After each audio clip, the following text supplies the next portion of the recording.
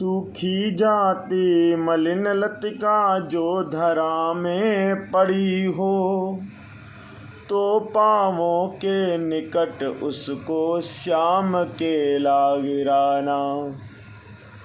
यूं सीधे से प्रकट करना प्रीति से वंचिता हो, मेरा होना अति मलिन और सुख ते नित्य जाना। कोई पत्ता नवल तरु का पीत जो हो रहा हो, तो प्यारे के दृग युगल के सामने ला उसे ही। धीरे धीरे संभल रखना और उन्हें यूँ बताना के पीला होना प्रबल दुख से प्रेषिता सा हमारा। बड़ी ही सुंदर पंक्तियाँ हैं, देखिए क्या कही गई हैं। प्रस्तुत पंक्तियों में राधा जी कहती हैं कि ए पवन दूतिका, कि सूखी जाती मलिन लतिका, अगर तुम्हें जाते हुए मार्ग में धरा माने पृथ्वी पर अगर पड़ी हुई कहीं पर सूखी मलिन लता मिल जाए, तो पाँवों के निकट उसको श्याम केला गिनाना। तो तुम पवन दूतिका अपने माध्यम से उस लता को उड़ा करके भगवान श्री कृष्ण जी जो हैं, हमारे श्याम जो हैं, उनके चरणों के पास लाकर गिरा देना। यूं सीधे से प्रकट करना प्रीति से वंचिता हो, और सीधे सीधे इन बातों से ये प्रकट करना कि तुम्हारी प्रीति से वंचिता हो, तुम्हारी प्रीति से कोई वंचित है, जो उसी डाली की तरीके धरती पर पड़ा सूख रहा है। जैसे डाली सूख रही है, वैसे तुम्हारे विरह में राधा भी सूख रही है, अर्थात बहुत दुखी है। मेरा होना अति मलिन और सुख ते नित्य जाना।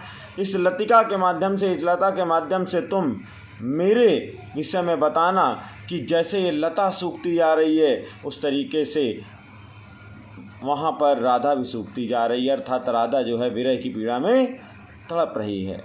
कोई पत्ता नवल तरु का पीत जो हो रहा हो, और तुम देखना वृक्ष में अगर कोई पत्ता नवल तरु अर्थात नए नए पत्ते कहीं पर हों और उनमें से कोई पत्ता बिल्कुल पीला होता जा रहा हो, तो प्यारे के दृग युगल के सामने ला उसे ही।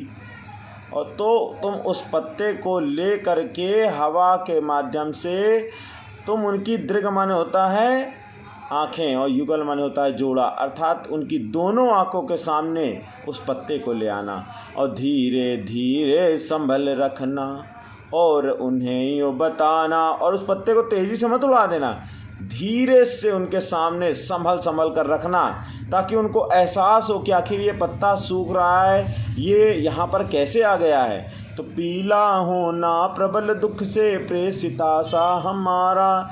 शायद उन्हें ये बात समझ में आ गई होगी कि जिस प्रकार से किसी पत्ते को पोषण ना मिलने पर वो पत्ता हरा नहीं रह जाता, पीला होने लगता है, उसी प्रकार वहाँ पर राधा को प्रेम का पोषण ना मिलने से वह इसी पत्ते के समान उसका जीवन सूखता जा रहा है और नीरस होता जा रहा है। देखिए, उपयुक्त पद्यांश के शीर्षक और कवि का नाम लिखिए। आपको पता है उपयुक्त पद्यांश के शीर्षक का नाम पवन दूतिका है और इसे लिखा है, किसने लिखा है? अयोध्या सिंह उपाध्याय हरिऔध जी ने।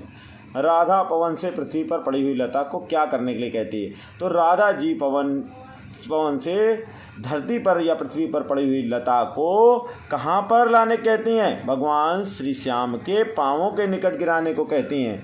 सूखी लता से राधा कृष्ण को क्या संदेश देना चाहती है? सूखी लता से राधा जी कृष्ण जी को ये संदेश देना चाहती हैं कि जैसे ये लता सूख कर नीरस हो चुकी है, उसी तरीके से राधा भी कृष्ण के विरह में नीरस हो चुकी है, उसे अपने दर्शन दो। पीले पत्ते को श्री कृष्ण के सामने लाने से राधा का क्या अभिप्राय है?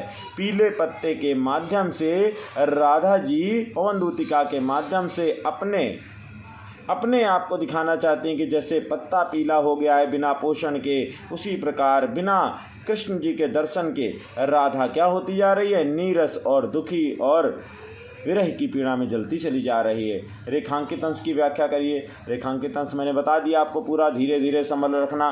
तो ए पवनदूतिका, तू उस पीले पत्ते को बहुत ही संभाल कर धीरे से रखना, बिल्कुल उड़ाकर नहीं, धीरे धीरे रखना, ताकि कृष्ण भगवान को यह एहसास हो जाए कि पीला होना प्रबल दुख। पीला होना कितने दुख की बात होती है। अगर कोई पत्ता, सारे पत्ते हरे हों, उनमें से एक पीला हो, तो समझिए कि उसे पोषण नहीं मिल रहा है। उसी प्रकार से राधा भी कृष्ण जी के बिना, कृष्ण जी के प्रेम के पोषक तत्वों के बिना क्या होती जा रही है, सूखती जा रही है।